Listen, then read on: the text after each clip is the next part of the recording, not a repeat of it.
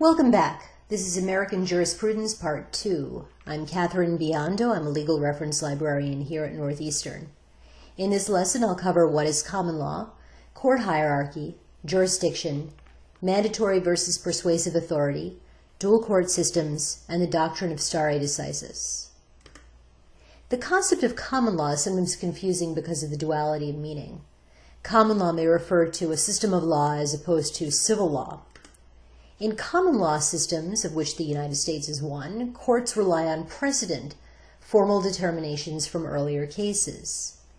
In civil law systems, many European countries, Latin American countries, and Louisiana, courts rely more on codes providing specific rules for handling certain types of disputes. Common law may also refer to case law or judge-made law. A case is a set of legal determinations made about particular facts involving parties with a genuine interest in the controversy. Judge-made law may be based on interpretation of a statute, which is law made by legislature. Interpretation of a constitution, whether it's the United States Constitution or a state constitution. If it's neither of these two, it may be what's referred to as judicially created doctrine, purely decisional law based on precedent, policy, and fairness. The American legal system is based on a system of federalism, which refers to shared powers among the state and federal governments. The federal government has certain limited powers prescribed in the U.S. Constitution. The states retain all the powers that are not expressly left exclusively to the federal government. The federal government and most state governments have court systems based on 3 tiers. The lower courts are fact-finding bodies. The intermediate courts hear appeals from the lower court, and the high court hears appeals from the intermediate court. Cases proceed from the lowest level to the 2 separate levels of appeal. Note that a few states have only trial-level court and 1 level of appeal. Here's an example of the federal and state system. In the federal system, the lower trial court are the U.S. district courts. Appeals are taken from there to the intermediate appellate court, which is the U.S. Court of Appeals, and from there to the highest appellate court, which is the U.S. Supreme Court. In the state example, Massachusetts, cases are appealed from the trial court, the Massachusetts Superior Court, to the Massachusetts Appeals Court, and at the highest level to the Massachusetts Supreme Judicial Court. Note that in some instances, appeals may be taken from the highest court in a state to the United States Supreme Court.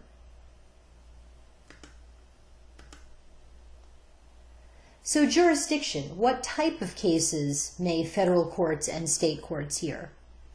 Federal courts may hear questions of federal question jurisdiction, statute and constitutional issues. Diversity cases, disputes between citizens of different U.S. states or against a foreign citizen, provided that a certain monetary threshold is met. Cases in which the United States is a party, and other matters as specified by law, so admiralty, antitrust, maritime. There may also be matters of removal jurisdiction. In other words, if the plaintiff could have brought the case in federal court, but brought the case in state court, the defendant can remove the case to federal court unless the case is in the defendant's home state. What can state courts hear? Well, essentially anything, including those matters over which federal courts have jurisdiction, with the exception of where the state jurisdiction is precluded by federal statute.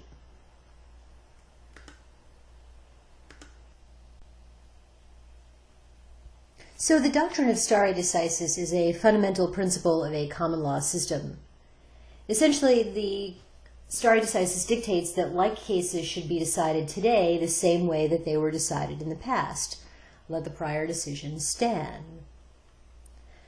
This is based on the holding of the case, not the dicta, the holding being the final determination of the case by the court, not the dicta, which is the commentary that's included in the opinion, how the court got to the final determination. We're not interested in that discussion, we're interested in the final determination. Why do we care about stare decisis? Well, because fairness requires that like cases be treated alike. If a judge is basing a case on applicable precedent, it's harder to base it on arbitrary or impermissible criteria. Predictability. We should know how to avoid litigation by knowing exactly what the law is and having that faith that it's going to be applied consistently.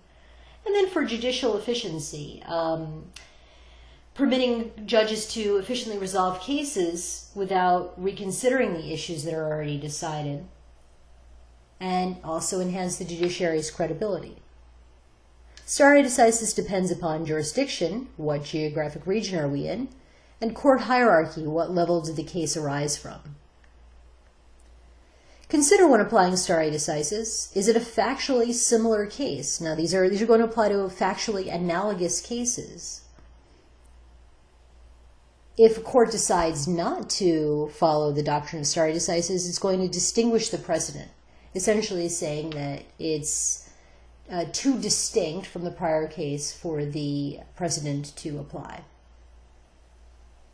So again, application of stare decisis. Stare decisis only applies to cases decided in the same jurisdiction by a higher level court. So here the diagram shows that in the state court, Massachusetts' example again, the precedent from the highest court, the Supreme Judicial Court, applies to the Massachusetts Appeals Court, and the Massachusetts Appeals Court to the Massachusetts Superior Court. And the Supreme Judicial Court, as the highest court, also, the precedent also applies to the Massachusetts Superior Court. In the federal system, the United States Supreme Court, down to the United States Court of Appeals, and also applicable to the United States District Courts. Mandatory versus persuasive authority. With mandatory authority, also called binding authority, sometimes called controlling authority, the court must follow that authority.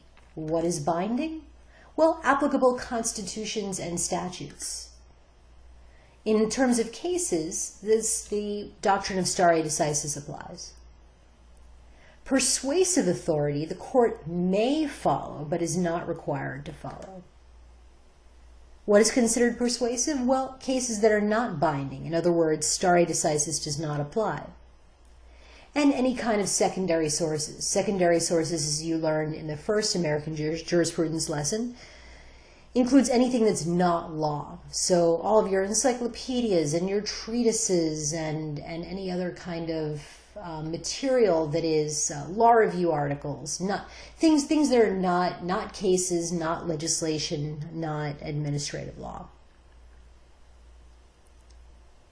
Why might a court decide that it wants to follow certain law? If it's persuaded by policy or the attractiveness of reasoning.